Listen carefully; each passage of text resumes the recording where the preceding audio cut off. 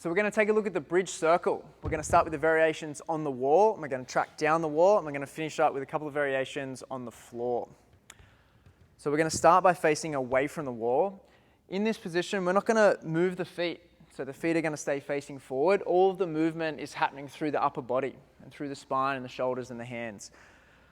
So we start facing away from the wall, roughly around 30 centimeters away from the wall. You can go a little further away if you want. You can just sort of play with that distance. I'm going to start to turn. I'll do this way and I'll also do the other way, but I'll turn to place my left hand on the wall. So facing this way, turn to place my left hand, and my left hand's facing up the wall. So I'm not starting in this bridge position, facing up the wall. And then my other hand's going to come around in a circle. It's important that we don't go over the top. So one hand moves around, and then the other hand chases that hand around in a circle motion.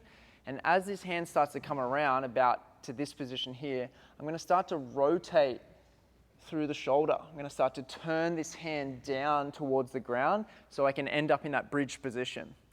So as this second hand comes around, I start to rotate, and it's important that we don't rotate with a flat hand like this. It's going to be really hard, especially when we move to the variations on the ground. We want to shift the weight onto this kind of area of the hand that's kind of away from the fingers, kind of the heel of the hand. So we want to rotate on that part. So place the first hand down, second hand comes around, we start to rotate nice and high on the wall. And as this second hand comes around, we start to rotate until both hands are facing down the wall. For this variation, you can have your arms bent and we can straighten them later. And then as we push out, we're going to turn and push away to get back to that starting position. So now from here, we go back, start to rotate, place the hand down, push away, again, back to that starting position. I'll show you from the other side as well. We rotate around, place the hand facing up, start to rotate down, around, back to here. Once you've got that and you've got the pattern, just kind of drill this over and over again until you get it. When you want to make it harder to get closer to doing it on the floor, we're going to slowly start to track the hands down the wall.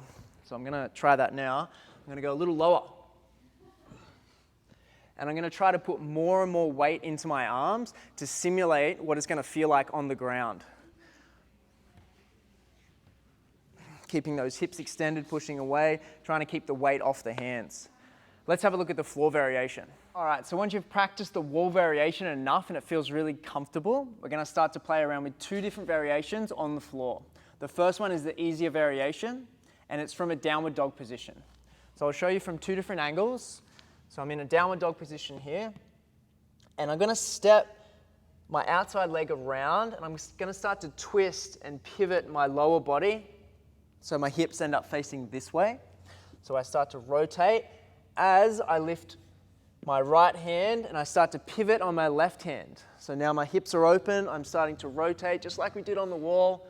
Place that hand down, pivot, turning the upper body, and then the lower body steps back around. So we end up back in that downward dog position.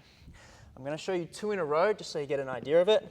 And step the foot over, start to pivot, rotate, looking at the ground, push out, hand, foot. Another one, step, rotate, push, back to this position. I'll show you from one more angle. Make sure you're practicing both sides. So downward dog, step that foot over, start to push, rotate on the heel of the hand, push again to here, straight into another one.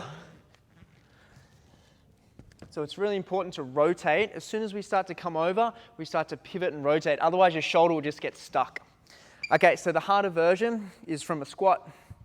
I'm going to jump down in a squat position, and I'm going to turn. So just like we did on the wall, how our hand faces up the wall, our hand is going to place down facing away from us.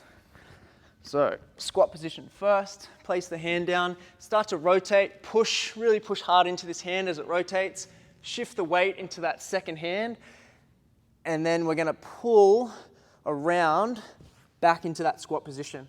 It's really important to use your arms to pull yourself back into the squat.